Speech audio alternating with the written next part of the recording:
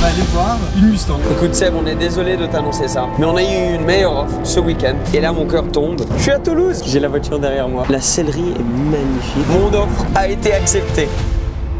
Dès qu'on a trouvé l'accord sur le prix de vente de la voiture et en gros que j'ai acheté la voiture, t'as qu'une envie, c'est de venir la chercher et de pouvoir rouler avec directement. Mais la première chose et la plus importante, c'est de vraiment décaper et remettre en ordre la voiture, quoi, et de voir à quel point elle est d'origine. Et c'est trop cool d'être ici et de pouvoir suivre ça, voir le démontage et apprendre à connaître la voiture. J'avais tellement envie de partager ça avec vous pour que vous puissiez connaître la voiture aussi bien que moi. Et c'est tellement une nouvelle aventure pour moi. C'est ma première voiture ancienne. C'est vraiment quelque chose où il faut y aller humblement. Et moi, je sais que je m'y connais pas du tout dans ce milieu-là, mais j'ai tellement envie d'apprendre plus, ça me fascine et je commence à sentir que je deviens piqué de ça et j'ai envie de vous amener sur cette aventure avec moi. Aujourd'hui, je vois ma Mustang, je peux le dire cette fois-ci, ma Mustang pour la première fois depuis que c'est la mienne. Et toi, tu la vois?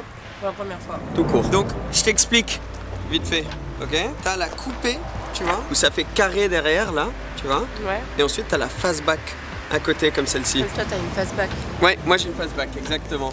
Et ça, c'est une fastback qui est de 67 comme la mienne. Bienvenue. Tada! Bon, on fera un vrai tour après, tu lui donneras tes impressions plus tard.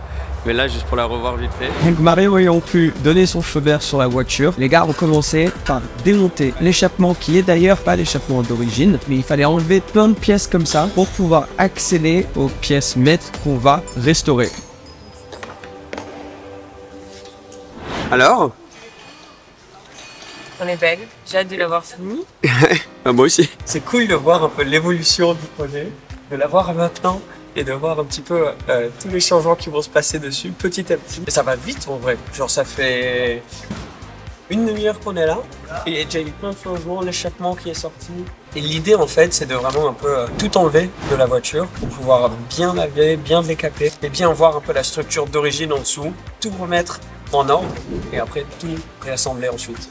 En changeant d'autres petits trucs comme les freins avant par exemple. Et là, c'est impressionnant de voir ce qu'ils arrivent à faire quand même en assez peu de temps. Donc là, tu les vois carrément démonter tout ce qu'il faut, les supports, etc. pour sortir le pont arrière qui lui était dans un état. Un gros nettoyage là qui s'annonce. Tu commences à avoir cette couleur un peu orange-rouge qui ressort, qui était là à l'origine de la conception des Mustang. Et ensuite, donc bien sûr, ils remettent une couleur par-dessus. C'est surtout des traitements qui sont là pour protéger chaque pièce contre l'usure, contre les saletés et contre l'humidité dans le futur. D'origine, elle vient en boîte auto, celle-ci. Mais on va sortir la boîte et mettre une boîte méca qui est un peu plus moderne. Parce que les boîtes de l'époque étaient quand même très longues. Donc pas le plus agréable pour nos routes ici, en Suisse, France, Monaco, tout ça. Donc première mission maintenant, c'est carrément de sortir la transmission. Est-ce que changer une boîte sur une Mustang, c'est un énorme boulot très compliqué ou c'est assez simple? Non, je Ouais, voilà. C'est ce que j'ai cru comprendre, c'est que c'est assez standard, beaucoup de personnes. il n'y a pas beaucoup de fixation, donc ça va. Ouais. Alors, pas aussi vite qu'en Formule 1, mais on n'est pas loin. On y est presque, hein. On s'entraîne tous les jours. Ouais. Donc maintenant qu'il y a quelqu'un qui bosse sur le pont arrière, il y en a d'autres qui commencent à démonter tout ce qu'il faut autour de la boîte de vitesse pour pouvoir enlever donc cette boîte de vitesse auto et préparer l'installation de la boîte Tremec à 5 vitesses qu'on va installer. C'est ce qui se fait le mieux et ce qui est mis sur une grosse majorité des voitures qui sont converties à la boîte manuelle parce que du coup tu as 5 vitesses, donc ça te permet d'utiliser la voiture plus facilement. Voilà, le plus grand changement qu'on va faire, c'est ça. Ça, et tout qui saute, quoi. En gros. Regarde, juste le petit squelette en fait. Ouais. Ok. Donc on a décidé de changer les freins avant pour mettre des freins à disque à l'avant. C'était super intéressant aussi de voir un petit peu la structure des freins tambour de base et la simplicité en fait du système. On va déconnecter le circuit. Ok. Et à partir de là, on va enlever le bloc complet. Parfait. Ça peut paraître violent, mais Ouais, il faut le faire. c'est efficace et ça. Ouais, ça fait le taf. Aucune faiblesse. Pendant ce temps, ça a avancé encore sur la boîte de vitesse. Donc la boîte, c'est une des plus grosses pièces à sortir. Il y a plein de choses qui doivent sortir autour. Là. Donc là, on va venir dans le vilebrequin, là.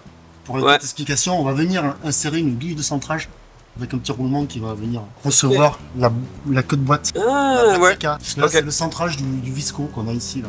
Ouais, ça va être génial. Pour l'autoroute, c'est pas mal. Ouais. Est-ce que ça change un peu niveau poids? Le mec est beaucoup plus légère.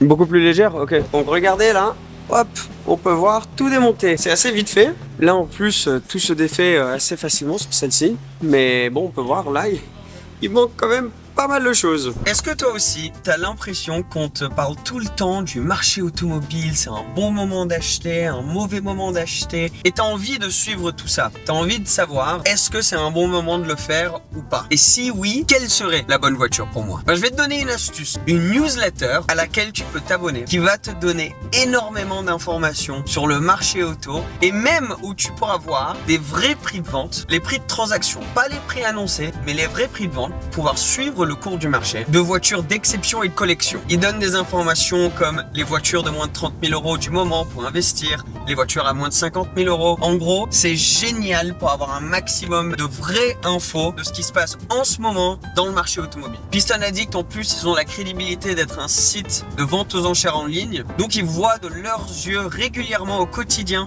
des transactions qui se passent. Donc, les informations qu'ils nous transmettent sont extrêmement crédibles. Donc, tu sais quoi faire, lien en description. Et nous, on va continuer avec la vidéo d'aujourd'hui. Merci à Piston Addict de soutenir la chaîne. Ensuite, on commençait avec le nettoyage et le grattage en fait du bas de la voiture, de la base, qui est de cette couleur qui est un peu orange-rouge, ce qui montre que c'est d'origine. Là, c'est trop cool de suivre l'évolution du nettoyage, du grattage qui se passe en dessous juste là et en même temps pouvoir voir le pont qui est déjà fini en noir. C'est magnifique parce qu'on peut voir un peu comment ça se fait, comment ça commence en processus et fini.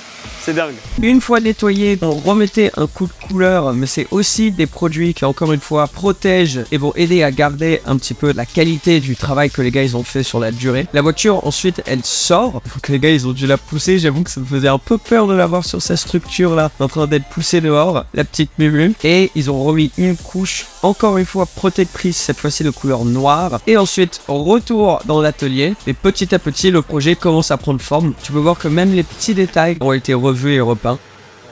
L'équipe ici ont déjà complété pas mal de travail, mais n'étant pas expert nécessairement de voitures classiques ni de Mustang, je pense que c'est mieux qu'on fasse un tour accompagné pour vraiment comprendre ce qu'on a fait sur la voiture. Alors c'est parti, ça c'est le moment que j'attends depuis un bout de temps, c'est de pouvoir venir proche de la Mustang, de pouvoir l'observer et surtout que tu me montres exactement ce qui a déjà été fait, ce qui va être fait et pourquoi cette voiture est si particulière. J'ai une petite GoPro dans la main pour pouvoir vous montrer en plus de détails. Ben oui, parce que déjà hier, tu as pu assister au nettoyage complet du sous-bassement et on a redécouvert toute la cataforèse d'origine qui était quasiment neuve. Tu as pu le voir, tu as sur les photos et les vidéos. Et ça, c'était génial. Ça, c'est le côté extraordinaire. Donc elle était juste sale.